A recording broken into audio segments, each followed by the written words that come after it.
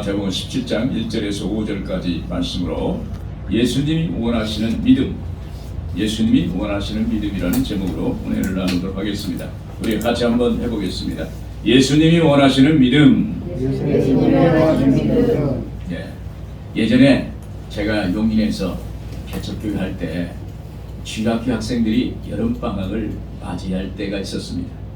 처음 교회를 개척했을 때라 재정이 어려워서 주일 학교 여름 수련회를 갈 수가 없었어요.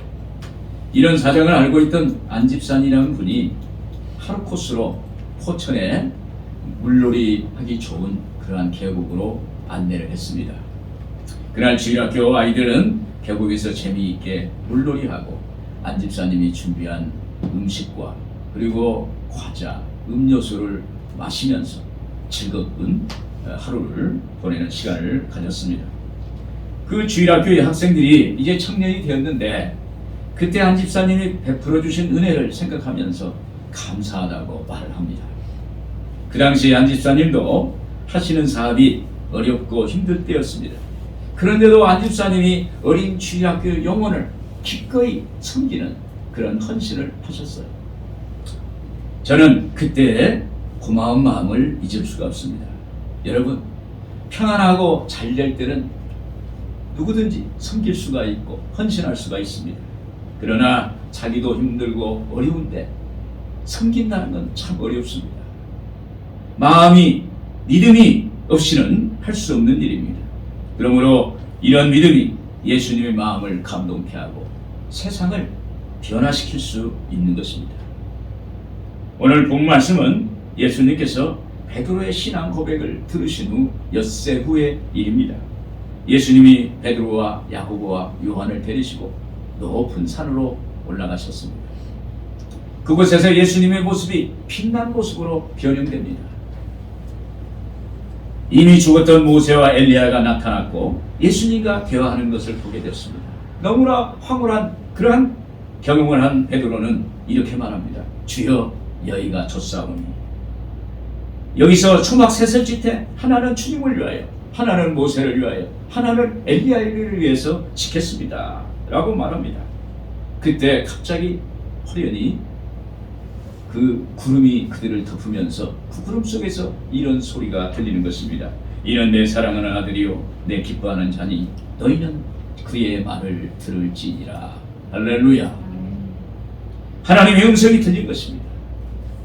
오늘 본문을 중심으로 예수님이 원하시는 믿음이라는 제목으로 말씀을 나누도록 하겠습니다. 먼저 예수님이 원하시는 믿음은 변화산의 기적을 보고 믿는 믿음입니다. 2절에 같이 한번 보겠습니다. 그들 앞에서 변형되사 그 얼굴이 해같이 빛나며 옷이 빛과 같이 희어졌더라.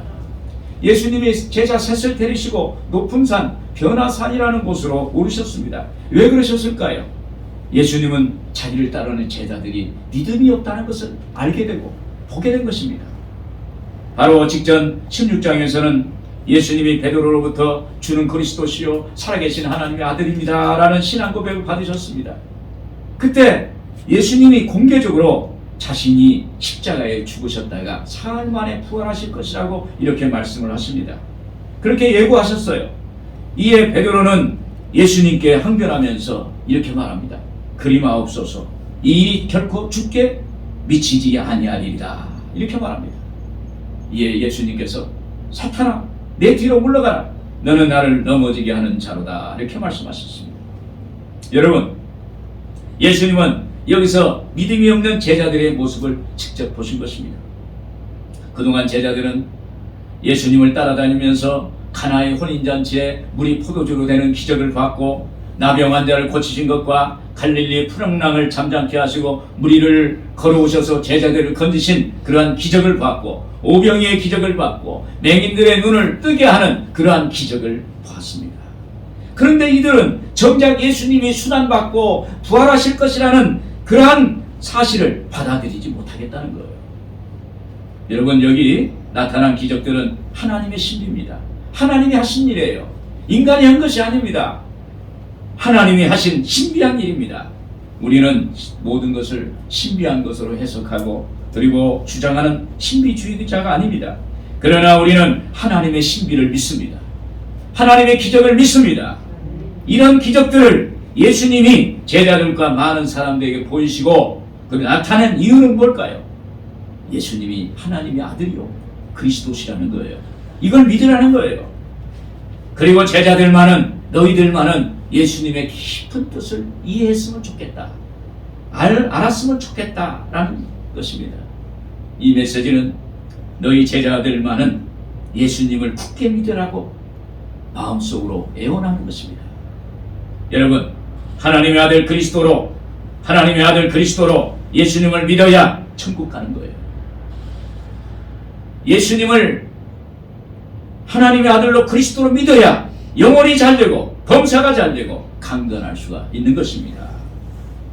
이때 예수님이 제자 셋을 데리시고 변화산이라고 하는 높은 산에 올라가셨어요. 그 산은 높아서 아무도 없는 한적한 곳입니다. 이스라엘 사람들에게는 높은 산은 하나님께서 계신다는 그러한 생각을 갖고 있습니다. 시편 121편 1절에 그랬습니다. 내가 산을 향하여 눈을 들이라. 나의 도움이 어디서 올까? 저 높은 곳을 향하여 날마다 나아갑니다. 내 뜻과 정성 모아서 날마다 기도합니다. 이제 예수님과 제자들은 가파르고 높은 산에 오르셨는데 갑자기 그들 앞에 예수님의 모습이 변형됐습니다. 얼굴이 해같이 빛나고 옷이 빛과 같이 휘어진 것입니다. 얼마나 놀라운 광경입니까? 주님이 임재하신 것입니다. 예수님은 하나님의 아들이시요 그리스도시라는 것을 보여주신 것입니다. 하나님의 신성을, 예수님의 신성을 보여주신 것입니다. 그래서 지금 예수님의 제자 베드로와 야고보와 요한은 그분의 영광을 이 높은 산에 올라가서 목격한 것입니다. 이것은 변화산의 기적을 보고 예수님을 믿으라는 거예요. 할렐루야. 여러분, 여기 높은 산은 나 혼자 고독하게 있는 곳입니다. 세상과 격리된 곳입니다. 사람의 인적이 끊긴 곳입니다. 사람의 손과 발걸음이 끊긴 곳입니다. 다른 사람과 섞이지 않고 조용한 시간이 있는 곳입니다. 여기에 하나님의 임재가 있습니다. 여러분, 모세도 광야 40년 세월을 지냈어요. 이제 모세는 80세가 되었습니다.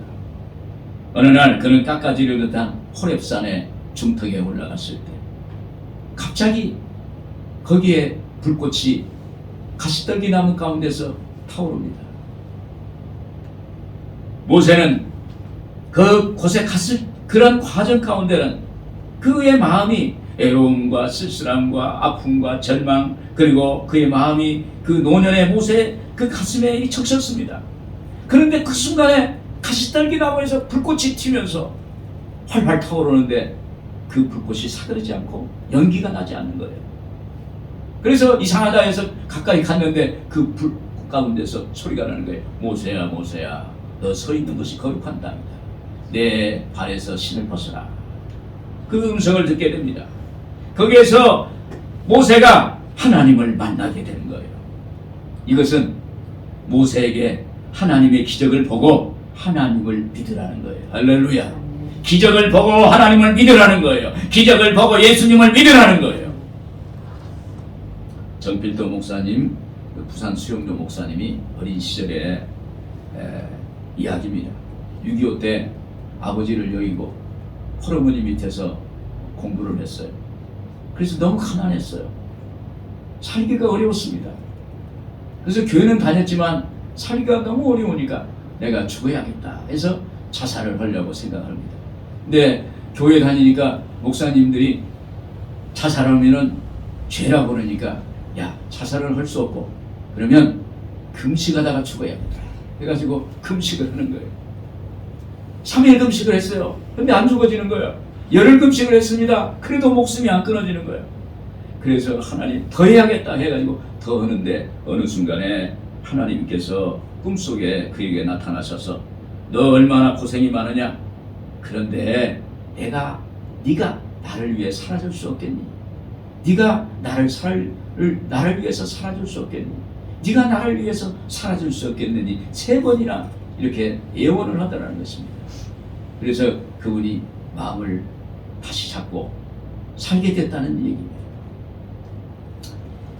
여기서 너 나를 위해 사라질 수 없겠니? 라는 말씀은 너 나를 믿어줄 수 없겠니?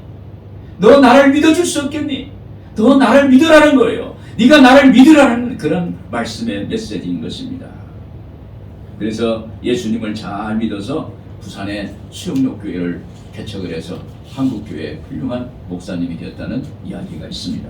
여러분, 어떤 분은 환상을 통해서 예수님 만나고 음성을 듣습니다. 어떤 분은 말씀을 읽다가 말씀이 깨달아져서 하나님의 음성을 듣습니다. 어떤 분은 꿈속에서 예수님을 만나고 말씀을 들을 때가 있습니다. 어떤 분은 기도할 때 기적을 보여줘서 하나님이 살아계신 걸 보고 믿을 때가 있습니다. 이것은 예수님의 기적을 보고 경험하고 믿음을 가지라는 거예요. 할렐루야. 오늘 여러분 예수님의 변화산상의 기적을 보고 믿는 믿음을 갖기를 주의 이름으로 축원을 드립니다. 또 예수님이 원하시는 믿음이 무엇일까요? 예수님의 죽음과 부활을 믿는 믿음인 것입니다.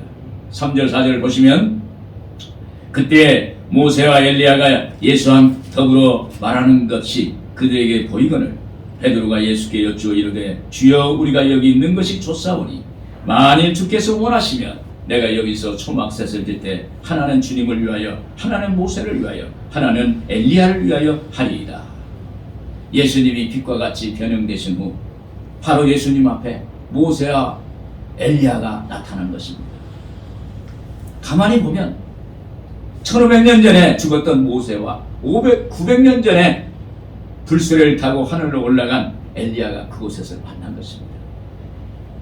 여기 빛난 하늘의 영광 속에서 예수님이 모세와 엘리야와 대화를 하는 거예요.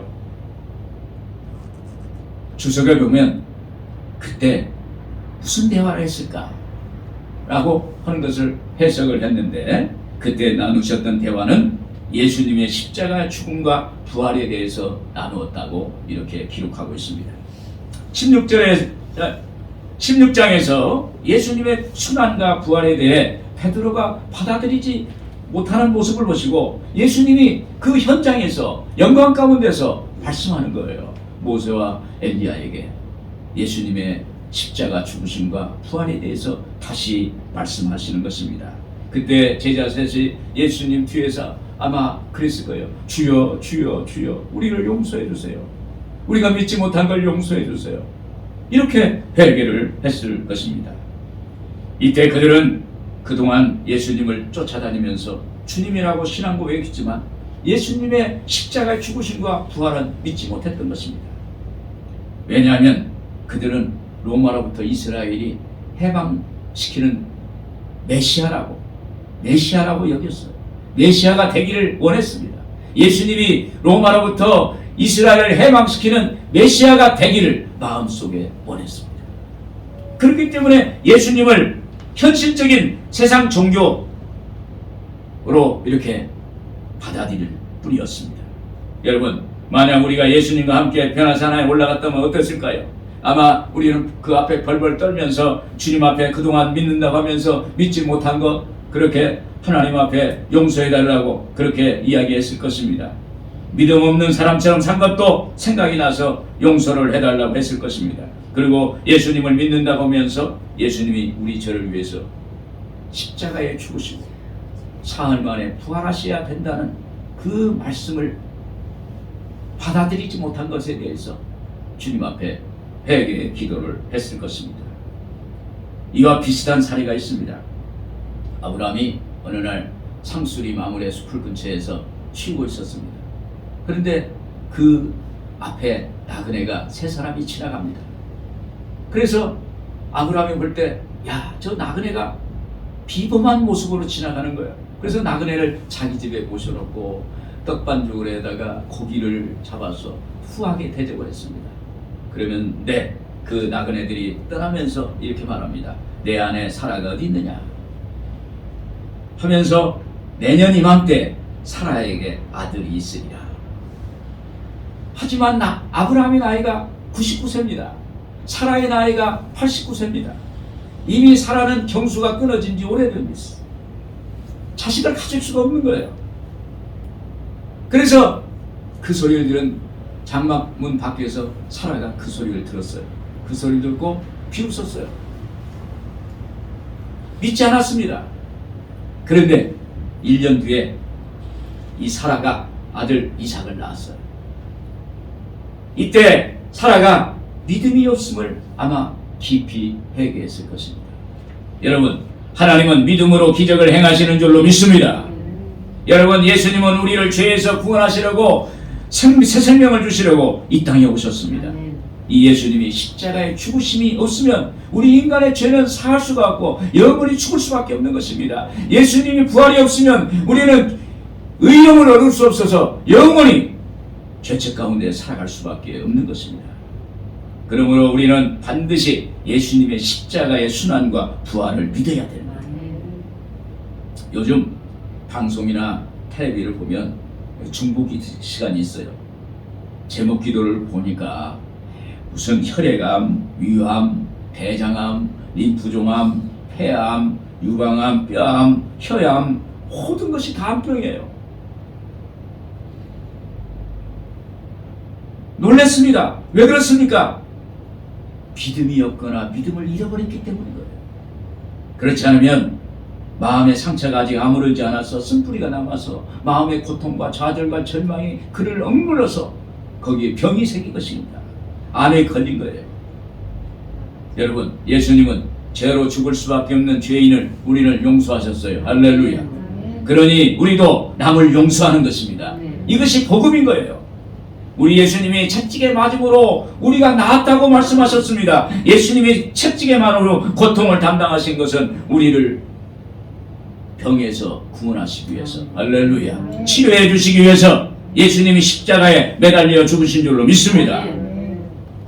여러분, 병의 근원은 아담과 하와의 죄 때문입니다. 그 죄 때문에 우리가 그 죄의 근원으로 병이 생기고 영혼이 죽고 그리고 환경이 죽고 그리고 육체가 병이 들어서 우리는 죽을 수밖에 없는 그러한 존재가 되었습니다. 그런데 예수님이 우리의 죄를 십자가에 못 박고 그 흘리신 피값으로 우리의 죄값을 속량하셨다는 것입니다.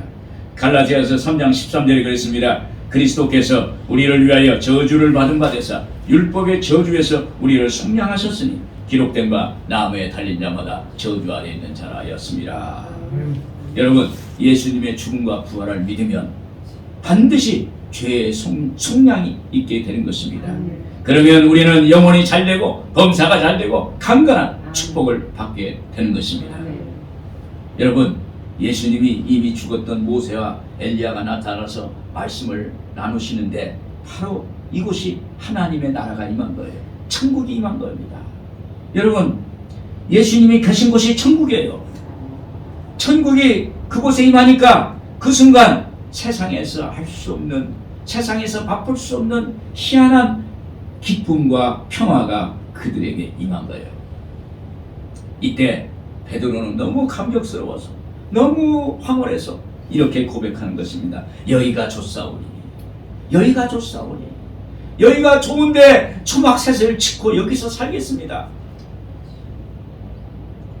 여러분, 언뜻 보기에는 괜찮은 제안이에요. 하나는 주님을 위해서, 하나는 모세를 위해서, 하나는 엘리야를 위해서 짓겠다는 거예요. 그런데 우리가 생각해보면 천국의 집은 예수님 집밖에 없어요. 하나님 집밖에 없어요. 아버지 집밖에 없어요. 그 외에 집은 있을 수가 없는 거예요. 천국은 사람의 손으로 지은 집이 아닙니다. 오직 예수님의 그 손, 하나님의 손으로 지은 집이에요.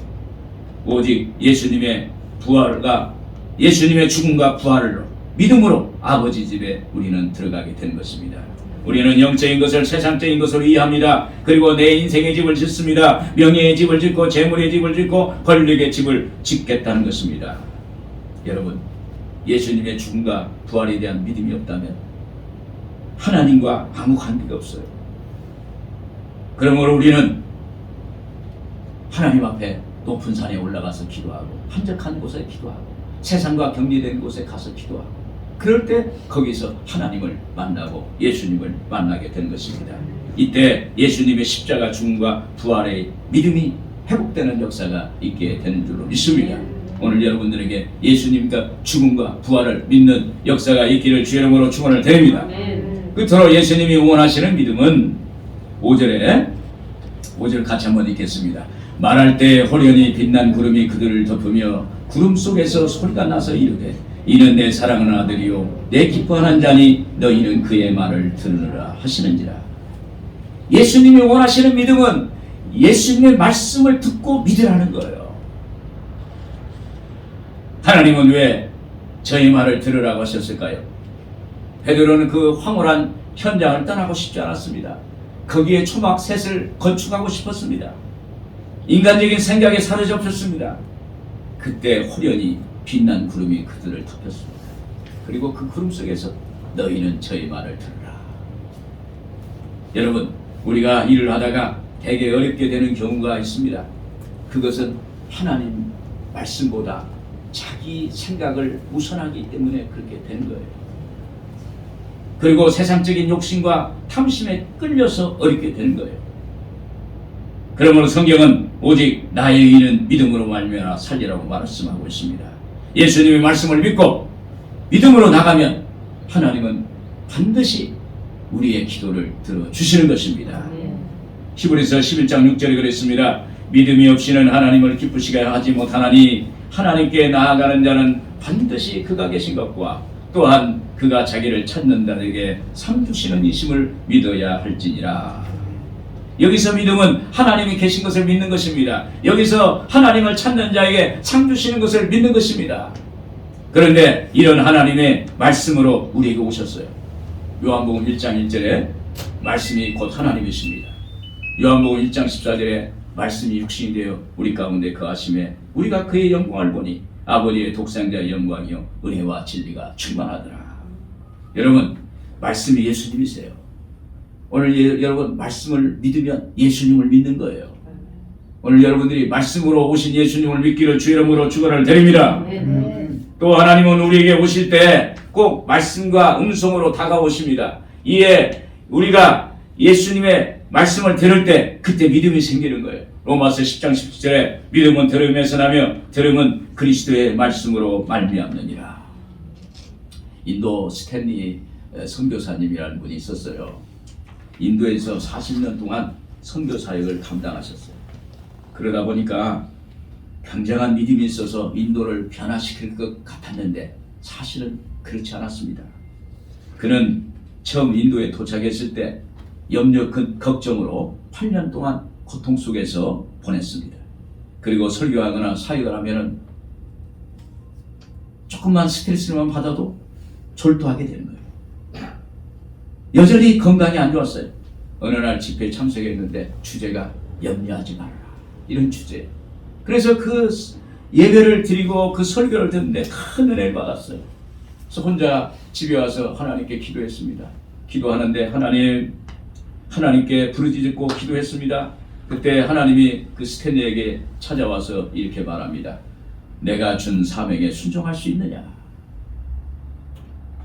이에 하나님, 저는 틀렸습니다. 아무런 소망이 없습니다. 저는 어찌할 바를 모르겠습니다. 그러자 하나님이 만약 네가 나에게 모든 열매를 맡긴다면 내가 너와 함께하겠다. 너를 지켜주겠다. 이런 말씀이 들렸어요. 그가 이렇게 하나님의 약속의 말씀을 들은 후에 믿음이 생겼어요.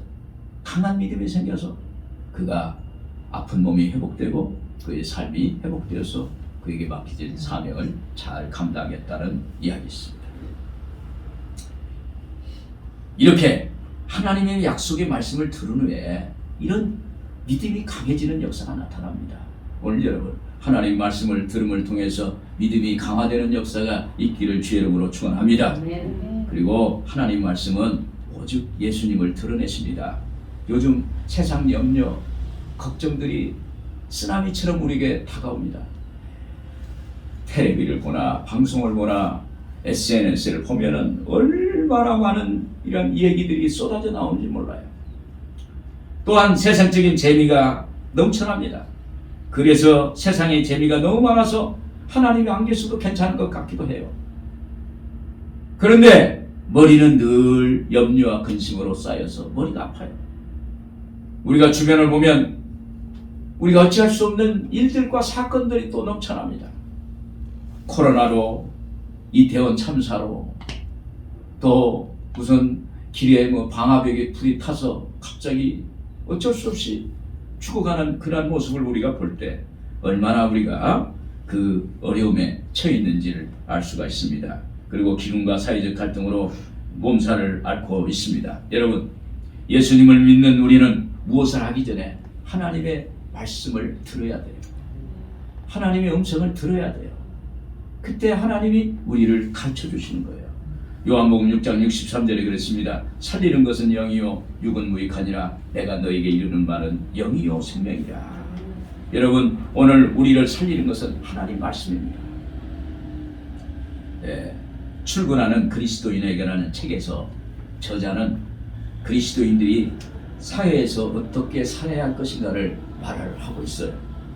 이 저자가 광고 대행사로 대표로 일하던 때였습니다.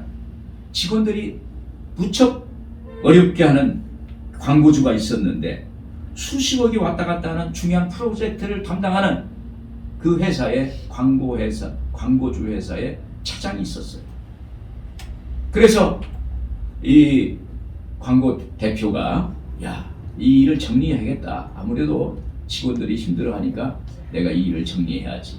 그래서 찾아갔습니다. 찾아가는 과정에 하나님께 기도했어요. 하나님, 그 사람 만나서 내가 무슨 얘기를 해야 될까요? 하나님, 어떻게 말하면 좋을까요? 이렇게 기도했습니다. 그러자 하나님은 복음을 전하라고 했어요. 그래서 아니, 왜 어떻게 복음을 전해요? 그 광고주 담당 차장이 우리에게 갑질을 하는데 네, 전에 생각지 못한 일이었지만 순종하기로 했습니다. 그를 만나서 자기가 어떻게 예수를 믿었는가, 또 여기까지 오게 되었는지 그에게 좀 진솔하게 이야기를 했답니다. 그러자 그가 놀랍게도 눈물을 흘리면서 자기 얘기를 하더라는 거예요. 그래서 서로가 자기 얘기를 듣고 상대방의 얘기를 듣고 그러다 보니까 3시간을 넘게 대화를 나누게 됐어요. 결국 자기가 광고주 회사에 일을 접겠다고 갔던 사람이 그 일을 잊어버리고 헤어졌습니다. 그런데 다음 날부터 놀라운 일이 벌어졌어요. 복음이 가서였는지 모르지만 담당 차장의 태도가 완전히 180도 달라졌다는 거예요. 직원들을 대하기를 아주 친절하게 대하고 뭔가 막 도와주기를 원하고, 그래서 그 회사와 좋은 관계가 되었다는 이야기가 있습니다. 여러분, 매 순간 우리는 하나님의 말씀과 음성을 듣기를 훈련을 해야 돼요. 자꾸 듣기를. 하나님, 어떻게 할까요? 하나님, 내가 누구를 만나야 되는데 어떻게 하면 좋겠습니까? 이런 기도의 훈련을 할 때 하나님께서 우리에게 말씀하시는 것입니다. 하나님은 늘 우리에게 말을 거시지만 우리는 세상에 빠져서 그 음성을 듣지 못할 때가 있습니다. 하나님 말씀 들을 때 믿음의 역사가 일어나게 될 줄로 믿습니다. 결론적으로 여러분, 주님이 우리에게 원하시는 것은 예수님에 대한 믿음을 가지라는 거예요. 예수님은 하늘과 땅의 모든 권세를 가지신 분이라는 것을 믿으라는 것입니다. 예수님이 하나님의 아들이요 그리스도시라는 것을 믿으라는 거예요. 그리고 예수님이 우리를 구원해 주신 구세주라는 것을 믿으라는 것입니다. 그 결과 우리가 예수님 믿으면 우리는 하나님의 자녀요 하나님의 상속자가 되고 영혼이 잘 되고 범사가 잘 되고 강건한 축복을 받는 삶을 살게 될 것입니다. 할렐루야. 기도하겠습니다.